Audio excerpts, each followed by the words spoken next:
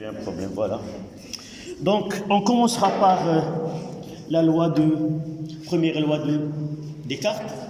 Nous utilisons ici un miroir. Là, c'est la source lumineuse où on utilise un diaphragme où il y a une fente qu'on peut avoir un faisceau étroit. D'accord? Et là, nous avons cette miroir-là. Un disque où nous pouvons lire les angles. Donc, la première des choses, on va essayer d'avoir la normale et ce qu'on appelle l'incidence normale là. Je poserai le miroir et pour ne pas tomber, je le laisse comme ça. On ne peut pas voir avec la lumière, s'il te plaît, tu éteins la lumière. Et là, vous pouvez approcher ici, derrière moi, en face. Voici le rayon incident, où normalement c'est le faisceau. Donc, il y a une incidence normale. On voit que l'angle incident et l'angle réfléchi, sont confondus. Donc, l'angle d'incidence nul et l'angle de réflexion il est nul. Je vais essayer d'incliner d'un angle de 10 degrés. Et là, vous lisez 10 degrés, de l'autre côté, 10 degrés.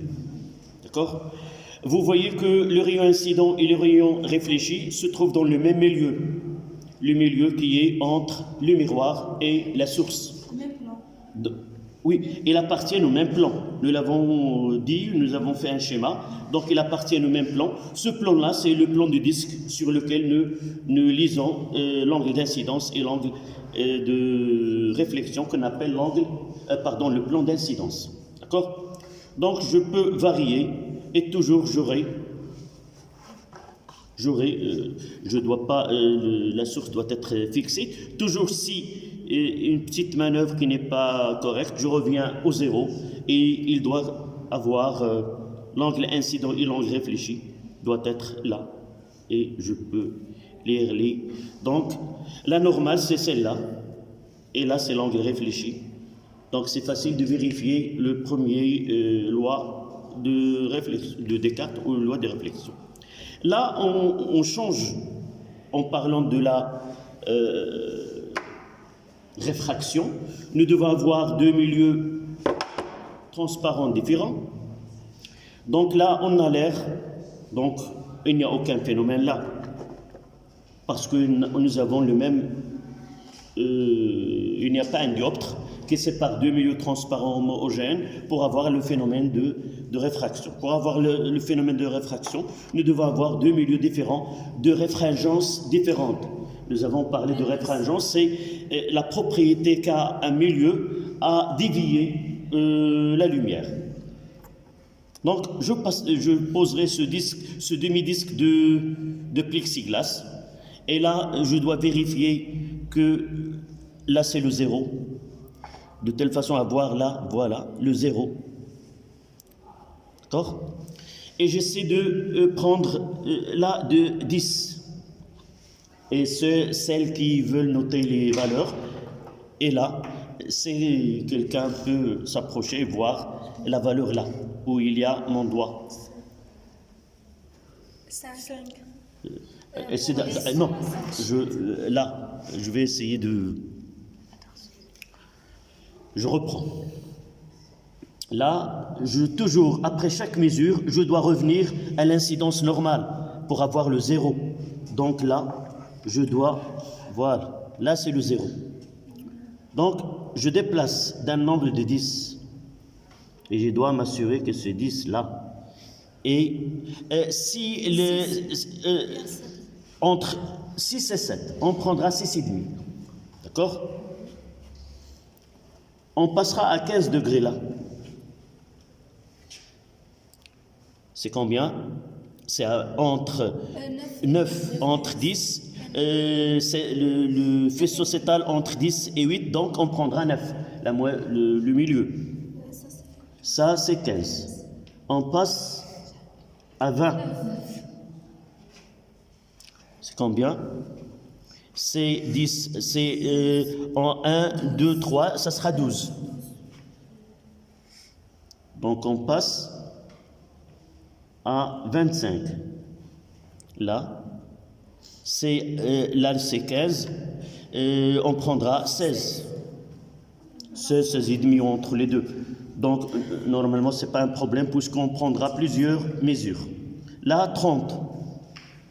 Je poserai ma main aussi pour visualiser. C'est 19. On prendra 19. Donc là, le 35. Donc, normalement, 6 ou 7 valeurs suffisent pour tracer une courbe. D'accord? Là, l'expérience que nous faisons maintenant, c'est entre un milieu qui est moins réfringent et un milieu plus réfringent. Nous avons dit que le rayon réfracté s'approche de la normale.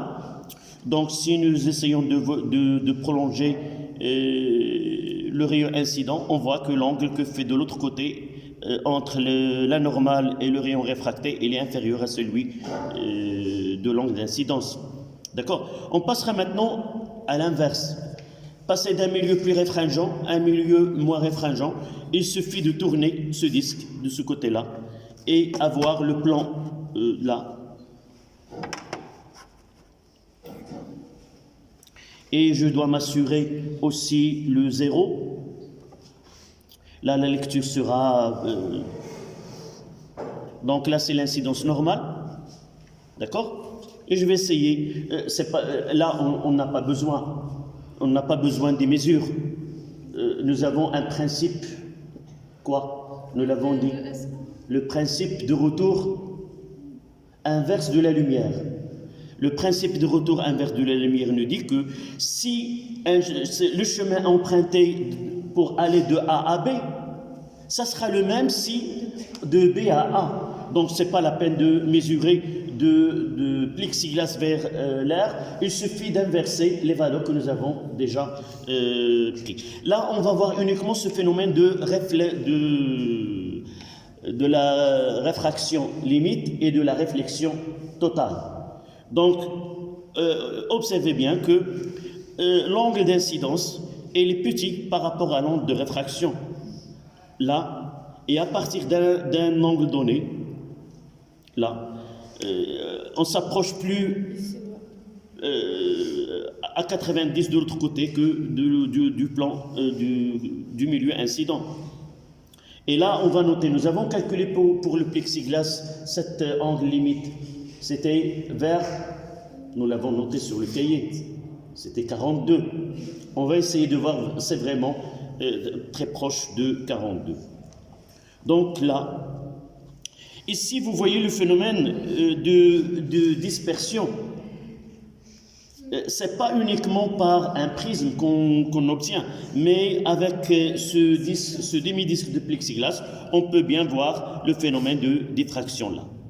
De dispersion. On voit les 7 couleurs parce que nous utilisons une lumière qui est blanche. Donc là, vous voyez qu'on s'approche là. Et si tu peux lire... tu allumes la lumière, s'il te plaît. C'est combien? Entre 42 et 43. D'accord? C'est l'angle de réfraction limite. Donc tu éteins de nouveau, s'il te plaît. Et on passe de l'autre côté. Voilà le rayon. Et il est réfléchi. Donc, de là, entre cette langue limite, on passe, rien n'est là. Comme si le dioptre qui sépare l'air et le disque, comment il est devenu comme un miroir. Donc, le rayon incident, il est totalement réfléchi là. On est à la limite, cet angle qui est de 42, entre 42 et 43, donc la réflexion. Et vous ne voyez pas le phénomène quoi? De dispersion ici.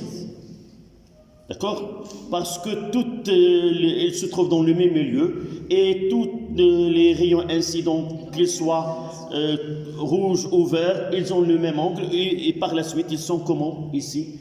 Ils sont superposés. et par la suite, il donnera l'impression de la lumière blanche. Par contre, de l'autre côté, l'angle de réfraction, il est différent, qui dépend de la couleur, et c'est pour cela que nous voyons ici cette dispersion. D'accord? Ça dépend du milieu. Évidemment, le plexiglas, c'est lui qui différencie. Nous avons dit que le verre ou le prisme est un milieu qui est dispersif, c'est-à-dire entre guillemets, il donne chaque onde et lui donne une vitesse propre à elle. Et connaissant cette vitesse-là, nous avons dit que nous pouvons, au lieu de parler de la vitesse, on parle de Fréquence. non, non, L'indice indice de réfraction. Donc, ce sera, chaque couleur-là, il a son indice de réfraction propre à lui, différent. On va voir tout à l'heure une application concernant l'onde lumineuse rouge, monochromatique, et l'autre qui est violet. On calculera cette déviation pour chacun des deux radiations électromagnétiques. D'accord?